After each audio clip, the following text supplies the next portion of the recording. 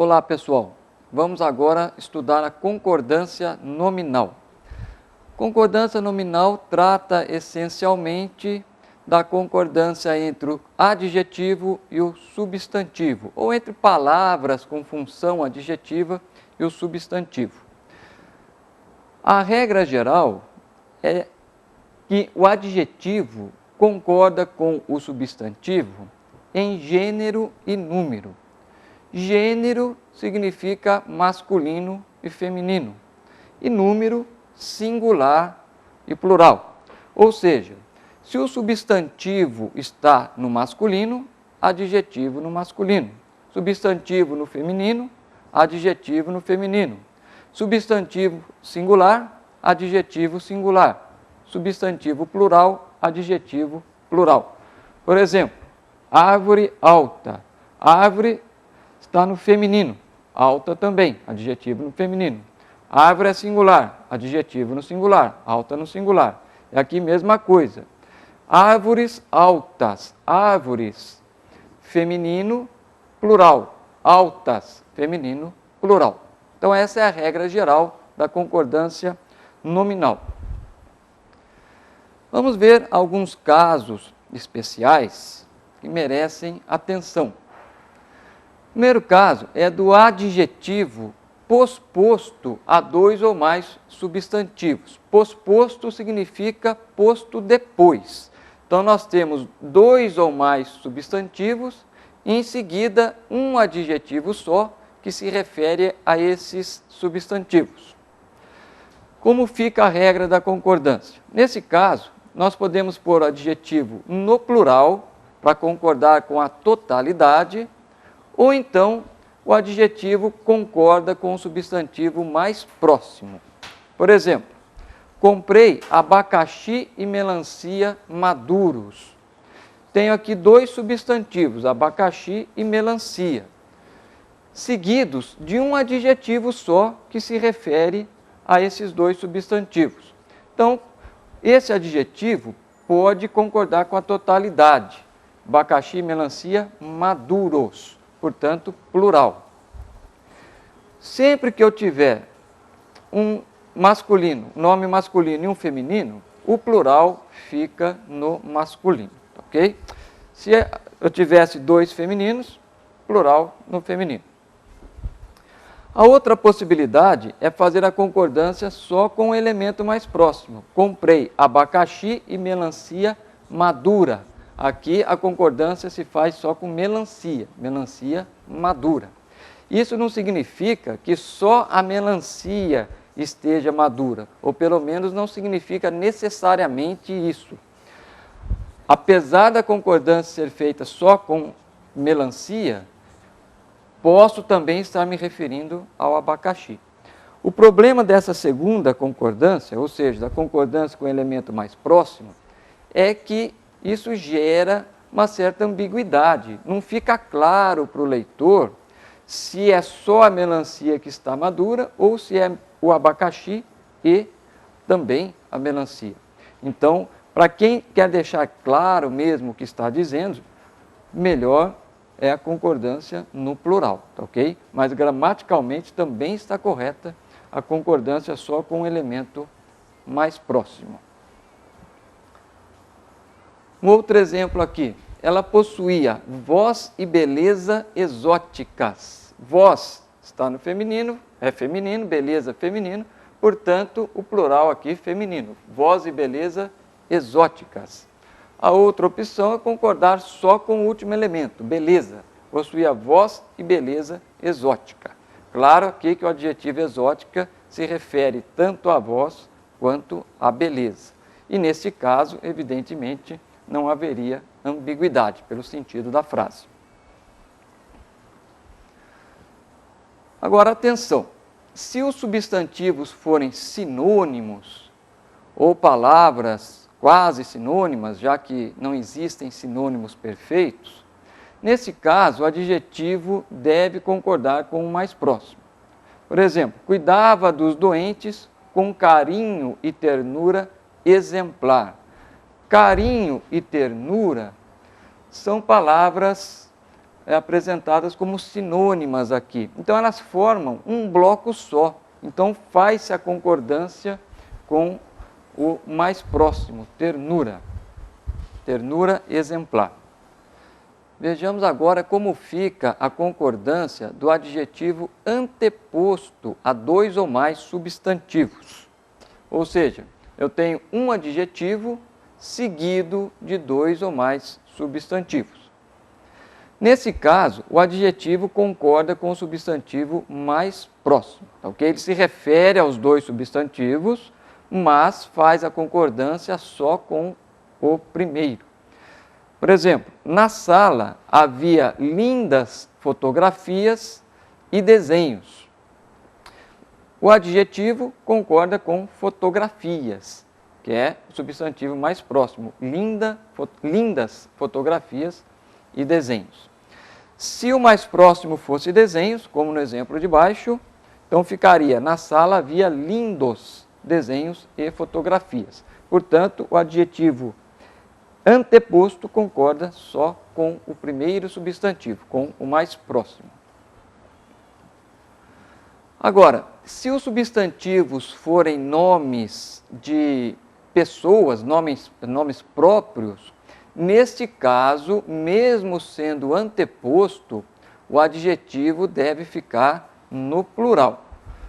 Por exemplo, a torcida vibrava com os talentosos Zico e Sócrates. Vejam que aqui o adjetivo está no plural porque se refere a dois nomes próprios, ok?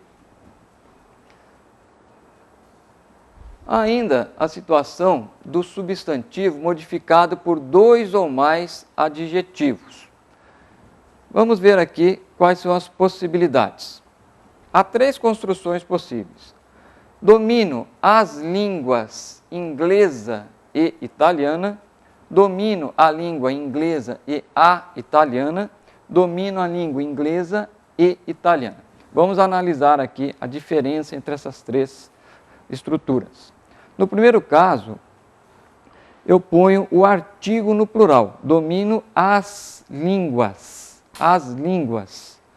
inglesa e italiana. O artigo aparece uma vez só no plural.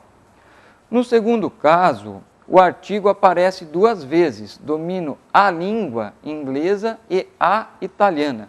É como se eu dissesse, domino a língua inglesa e a língua italiana. A palavra língua aqui ficaria subentendida. Então, o artigo aparece duas vezes, no caso aqui no singular, porque língua é singular. Agora, há uma terceira possibilidade, que é esta aqui, domino a língua inglesa e italiana. Nesse caso, o artigo aparece uma vez só no singular. Esse terceiro caso deve ser evitado, embora não esteja errado, deve ser evitado porque em muitas situações ele causa ambiguidade. Imaginem que em vez de língua fosse equipe, a equipe inglesa e italiana. Não ficaria muito claro se se trata realmente de duas equipes, uma equipe inglesa e outra italiana, ou uma equipe só que mistura ingleses e italianos. Por isso, esse terceiro caso, às vezes, por causar ambiguidade, deve ser evitado, ok? Vamos ver a situação do adjetivo que aparece com função de predicativo. Nos casos anteriores, o adjetivo tinha função de adjunto adnominal. Ele se ligava diretamente ao substantivo. Agora não. Nós vamos ver agora o adjetivo na função de predicativo do sujeito, ou seja, ele se liga ao sujeito por meio de um verbo de ligação. Se for sujeito composto, o adjetivo vai para o plural. Veja um exemplo. O vestido e a blusa eram vermelhos. O sujeito aqui, o vestido e a blusa. Sujeito composto, porque possui dois núcleos, vestido e blusa. Neste caso, o adjetivo vai para o plural, eram vermelhos. Por que esse adjetivo aqui tem a função de predicativo do sujeito e não de adjunto adnominal? porque ele se liga ao sujeito por meio de um verbo de ligação, tá ok? Então, aqui é um predicativo do sujeito. Outro exemplo, mãe e filha eram enfermeiras. Mesma coisa, mãe e filha, dois núcleos no feminino, por isso que o adjetivo também fica no feminino, plural, já que o sujeito é composto. Agora, se o predicativo vier anteposto ao sujeito, eu posso manter a concordância no plural ou, então, fazer a concordância com o núcleo mais próximo. Por exemplo, estavam eufóricos a equipe econômica e o presidente. O sujeito aqui é a equipe econômica e o presidente. Só que a frase não está na sua ordem direta. No caso aqui, o adjetivo vem antes do sujeito. Continua com a função de predicativo do sujeito, olha o verbo de ligação aqui, estavam. No entanto, o adjetivo vem antes do sujeito composto. Nesse caso, eu faço a concordância no plural, como está aqui, a equipe econômica e o presidente, eufóricos, ou então faço a concordância só com o elemento mais próximo, que é a equipe econômica. Então, estava eufórica a equipe econômica. Evidentemente que eu tenho que fazer o ajuste também, neste segundo caso, no verbo. Eu tenho que pôr o verbo no singular, ok?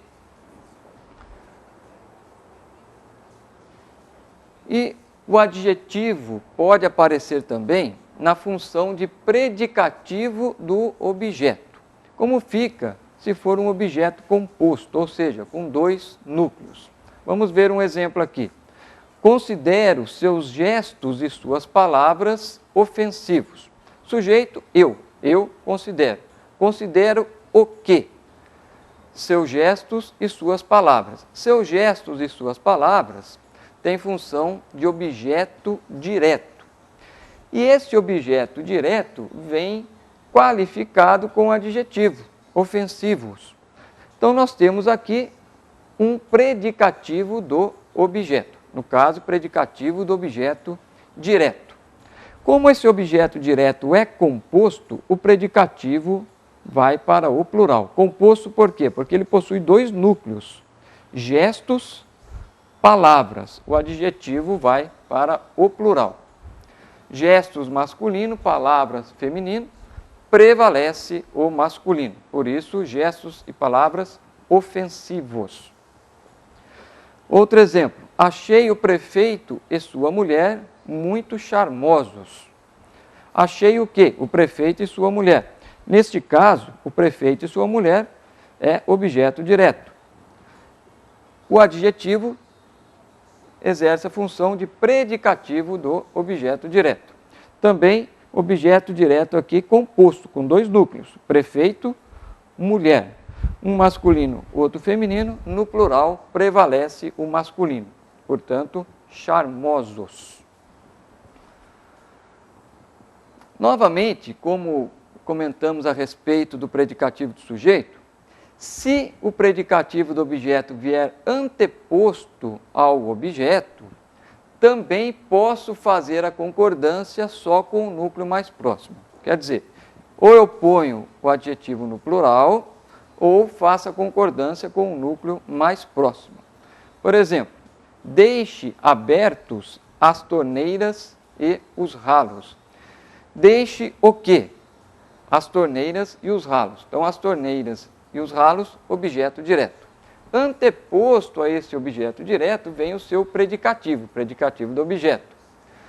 Eu posso fazer a concordância no plural com os dois elementos, torneiras feminino, ralos está no masculino, portanto prevalece o plural masculino. A outra opção é fazer a concordância só com o substantivo mais próximo, no caso aqui torneiras, portanto deixe abertas as torneiras e os ralos, ok? Vejamos mais alguns casos de concordância que são muito importantes e que aparecem muito nos concursos públicos. O primeiro caso é com a palavra obrigado. Tomem muito cuidado. Um homem deve dizer muito obrigado. A mulher deve dizer muito obrigada. Alguém que faça o agradecimento em nome de um grupo, por exemplo, um homem que agradece em nome de um grupo de rapazes, deve dizer muito obrigados. Uma mulher que agradece em nome de um grupo de mulheres deve dizer muito obrigadas. De onde vem esse obrigado, obrigada, obrigados, obrigadas? Vem, na realidade, de uma expressão mais longa. Quando alguém me faz um favor, eu posso dizer, um homem diria, eu fico obrigado a lhe retribuir este favor. Uma mulher já diria, eu fico obrigada a retribuir o favor. Várias pessoas diriam, ficamos obrigados a retribuir o favor. Se forem homens, ou se forem mulheres, ficamos obrigadas a retribuir o favor. Então, cuidado, porque existem sim essas formas, obrigados e obrigadas, embora não sejam usadas praticamente no dia a dia.